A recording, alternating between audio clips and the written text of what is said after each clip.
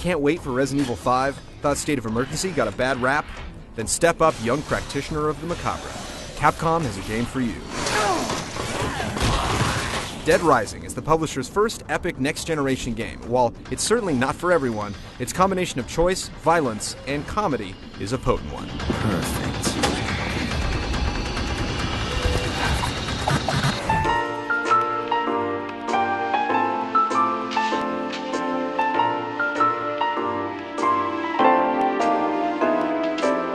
Investigating a scoop in the sticks of Colorado, photojournalist Frank West doesn't really know what he's getting himself into. What in the world? Well, that is until he spies zombies using humans as chew toys. The government forces his chopper to land on the roof of a shopping mall, leaving Frank with 72 short hours to get the story and 3 long days to try and survive. Frank's not the only human in the shopping center. There's a faction of secret agents searching for the key to the mystery, and plenty of helpless small employees that Frank can rescue and take to safe haven. Not to mention a group of nefarious villains bent on stopping Frank and his allies at all costs. Everyone used to laugh at me! What's most surprising about Deadrising's story is that it's full of comedy. Clean up! Register 6! If you're expecting a glum adventure, you'll certainly be surprised. The game still has a serious creep factor, but it's nothing that'll keep you awake at night. The story will also change slightly depending on what happens in the game. It never drastically alters the overall outcome, but it's nice that Capcom went the extra mile to flesh out some of the what-ifs. The real strike against the story is that it's basically the same exact concept behind George Romero's horror classic Dawn of the Dead. Capcom has already proven that it's capable of creating its own zombie-driven prose, so it's a little confusing as to why it decided to so shamelessly borrow for this game. A non-believer in our midst.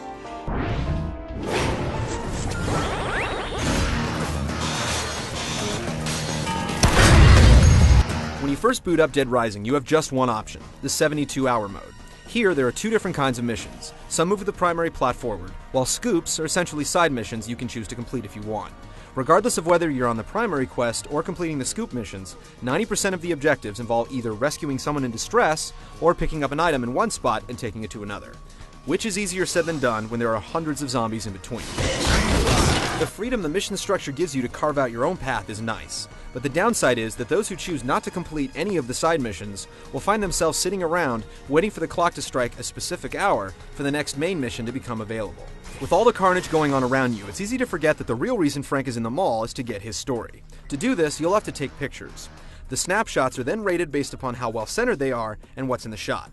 Zombies attacking will give you a horror rating score, while taking photos of the females in the game will give you an erotica rating. The better the photo, the more points you'll get, which brings us to one of the more interesting aspects in Deadrising. Please, talk to us. Believe it or not, the game includes some RPG elements. Everything you do, from dropping zombies to taking snapshots and completing missions, rewards you with points. These points then randomly upgrade Frank's abilities. You won't be grinding him up to a level 56 paladin, but his health meter will increase, he'll learn new combat moves, and he'll obtain new slots for weapons and items. When you first begin the game, you're confined to a very small portion of the mall, but as the main plot lurches forward, new areas become unlocked, though they're all approximately the same, just with different stores. Deadrising's design is far more robust than you'd expect. The environments are a little repetitive, and the abundance of escort missions can get old, but the amount of choice you have and how you play the game more than makes up for it.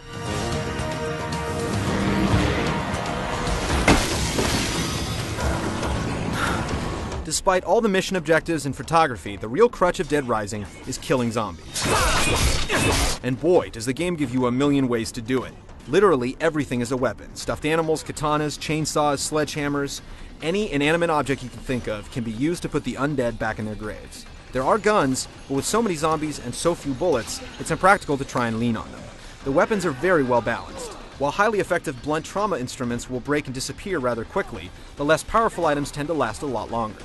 While it's not particularly realistic for a bowling ball to disintegrate, it keeps you from leaning on one ultra-powerful weapon to waltz through the game. The combat controls could be better. The left trigger will bring up your camera for snapshots, and the right trigger will allow you to aim weapons in first person. However, when adjusting the aim of either, you're asked to use the opposite analog stick. It takes a little while to get used to, but it's nothing you won't be able to conquer with time. It's also impossible to aim accurately and move at the same time, so if this bothered you in Resident Evil 4, you're going to get another dose of it here. With that said, Deadrising's biggest gameplay flaw is the AI of the computer-controlled characters. The zombies are fine, but a lot of the survivors you're asked to rescue will run straight into piles of the undead, or just stop walking altogether. While the insane boss fights are certainly the highlight of the game, many of them will get stuck on parts of the environment, making them easy pickings. The gameplay in Deadrising isn't particularly tight or innovative, but it's not broken either. The control scheme could be more intuitive, and the humans in the game seem just as brainless as the zombies, but the tools are here to complete the game with minimal aggravation. The enjoyment you glean from Deadrising is directly proportional to how much you enjoy using new weapons to kill zombies. If things like this have bored you in the past, then it's off to the rental store for you, but at the same time, assessing the game solely upon this trait is to sell it short. There are so many missions to complete and survivors to save that for the enthusiast, playing through it just one time will not be enough.